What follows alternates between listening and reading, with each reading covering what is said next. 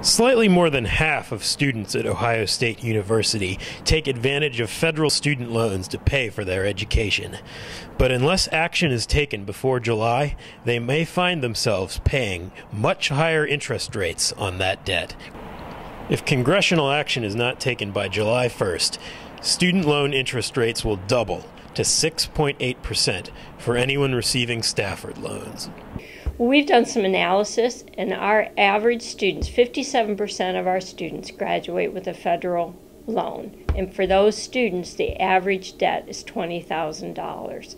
If that interest rate doubles, it would, over the span of repayment of 10 years, would add $4,000 to a student's debt. Those interest rates have changed throughout the years.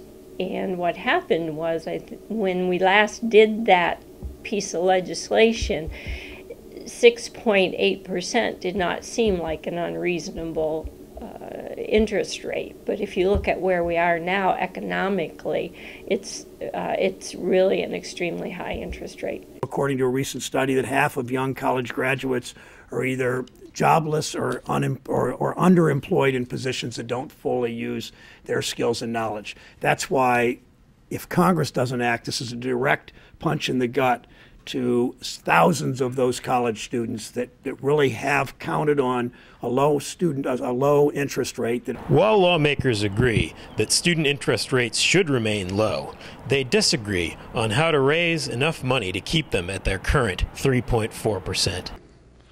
And Republicans and Democrats on both sides of the aisle here on the Capitol have long agreed this was a problem that must be addressed. Now is not the time to double interest rates on your student loans.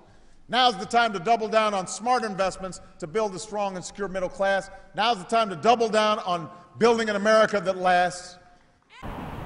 Republicans want to take money from funds set aside by the 2009 healthcare law. Democrats, however, argue that that money needs to be saved for women's preventative health services. They'd like to raise money by closing tax loopholes on wealthy Americans and large corporations. Republicans, however, counter that that would amount to a tax increase, something that this country can't afford during a recession.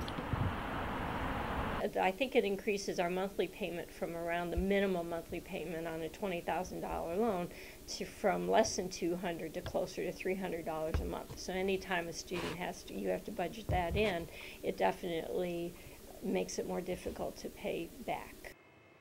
This is Patrick Cooley with Buckeye TV News.